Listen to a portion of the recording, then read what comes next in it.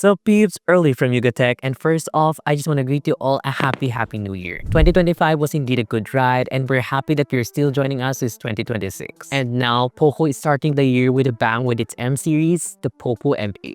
This model carries so much potential and new features from what its predecessor has offered. Today, we'll be talking about our experience with the unit, so cue in that intro.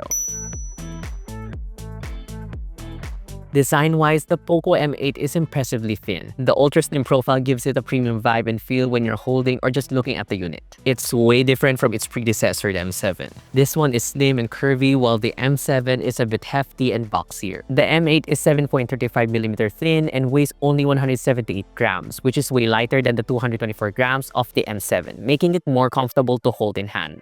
At first glance, this phone actually reminded me of the Redmi Note 14 Pro's look, but its design slightly differs in some ways. If you look closely, the back has that two-tone and matte texture finish. And what I like about it is that it's not that fingerprint magnet. You will also see the POCO logo vertically at the bottom left side. Durability is also checked here, having an IP68 rating, making the phone resistant to dust and water. And for extra peace of mind, the M8 still has a grayish silicone case included in the box. When it comes to buttons and ports, the SIM tray slot, speaker grill, and USB Type-C port are situated at the bottom. The secondary speaker grill with a mic and an IR blaster is located up top. The power button and volume rocker are on the right side, while the left side is clean as this. So all in all, the familiar design looks great, and this got a plus point for me. Now let's talk about the display and my multimedia experience. The POCO M8 sports a 6.77-inch curved AMOLED display with 100Hz refresh rate, which delivered a nice viewing experience and smooth navigation. I must say I had a great time binge watching movies, music videos, valuable leagues, reading articles, and scrolling on social media. Despite the screen being curved, I wasn't actually bothered by the minimal glares that it shows from the sides. Vibrant colors and sharp details are there, and deep laughs are fairly accurate.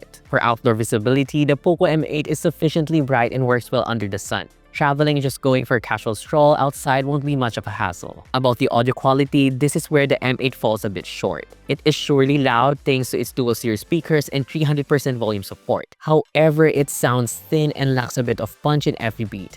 Don't get me wrong, it still produces decent sound but not as punchy and full, but that's to be expected for a lower mid-range device. For security and biometrics, the phone can register both fingerprints and faces. Both methods work smoothly and quickly, especially the in-display fingerprint sensor. Moving on to cameras, it may appear to have 4 lenses inside the spherical camera island, but it's actually not. The POCO M8 carries a dual rear setup instead, consisting of a 50-megapixel main sensor and a 2-megapixel auxiliary lens. The other circles here house an LED flash and an unspecified sensor.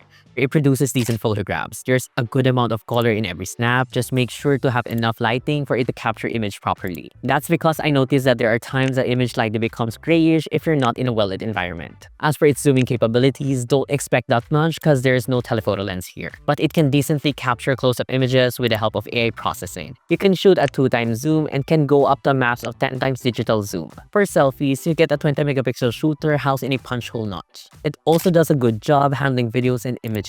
There's a good amount of color vibrancy for skin tones but lacks a bit of detail for skin textures. So I'd suggest taking selfies in well-lit scenarios. Night mode is pretty decent as well, especially when you're capturing in Ultra HD mode, which I often use to maximize the full capability of the rear camera. There's also AI Erase, AI Beautify, and other AI tools that are present inside the Gallery app for tweaking your images. In terms of video capture, the rear camera can shoot up to 4K at 30 frames per second, while the selfie shooter can only go up to 1080p at 30 frames per second. Videos have decent sharpness and nice colors, however, with a lack of stabilization in any form, the output can be a little shaky. Regardless, both image and video capabilities of the POCO M8 are good enough for casual social media sharing. So peeps, earlier YugaTech, right now we're using the front-facing camera of the POCO M8 and it's shooting at 1080p at 30 frames per second. So this is the sample video of it, and tell us your thoughts about the camera and the audio quality of this phone.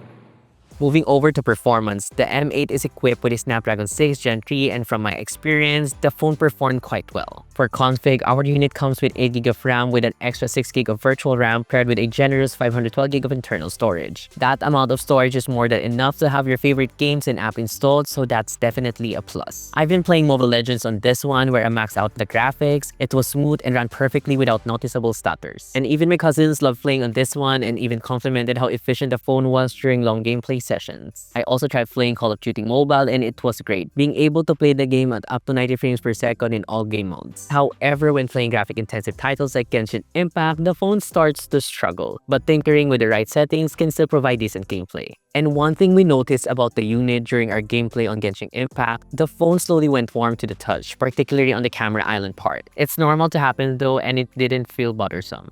And for those interested in the numbers, flashing our benchmark results on your screen now.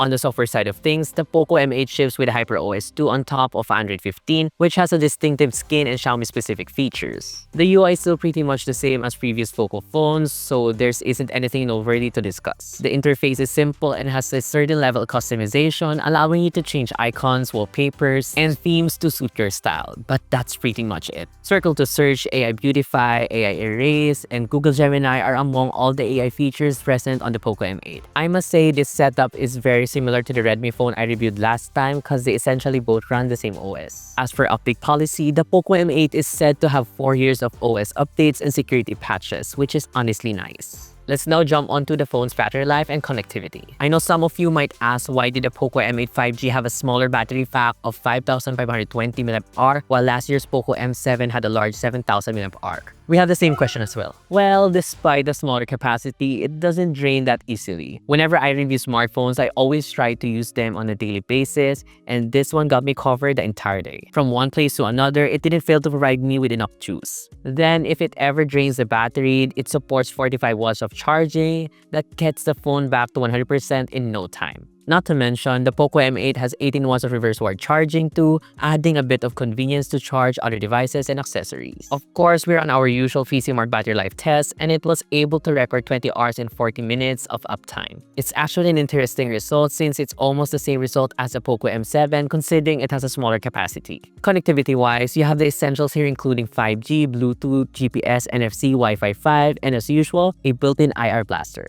As I'm recording this video, sadly, we haven't received any pricing info for the POCO M8 series just yet, but for reference, the POCO M7 4G that went out last year had a starting price of 7,499 pesos for the 6GB plus 128GB variant, while the 8GB plus 256GB variant goes up for 8,499 pesos. However, since the POCO M8 is 5G enabled already, we expect it to have a higher price tag. And once we get the pricing details, we'll have it in the description box or comment section below. Wrapping things up, the POCO M8 proves that the POCO M series is no longer just about affordability. From the moment you pick it up, the ultra-slim 3D curved design immediately stands out. It's easily the thinnest and one of the most comfortable phones POCO has ever released in this lineup, making it feel far more refined than its predecessor. What truly elevates the experience are the nice display, smooth performance with 5G connectivity, and solid battery life. All things considered, the POCO M8 is a well-rounded, thoughtfully designed smartphone that blends style, performance, and practicality. If the price is right, this could easily become one of the most compelling value phones in the market today. And that's a clear sign that POCO's M series has seriously leveled up. And that's about it. How about you? What do you think of the POCO M8 5G? Share your thoughts in the comments below. If you find it useful and interesting, leave a like and subscribe to our channel for more tech-related content. Continue to visit YugaTech.com and follow us on our social media to get the latest tech news, events, and reviews. Once more, this is Earl, and I'll see you guys in the next one. Bye, and Happy New Year!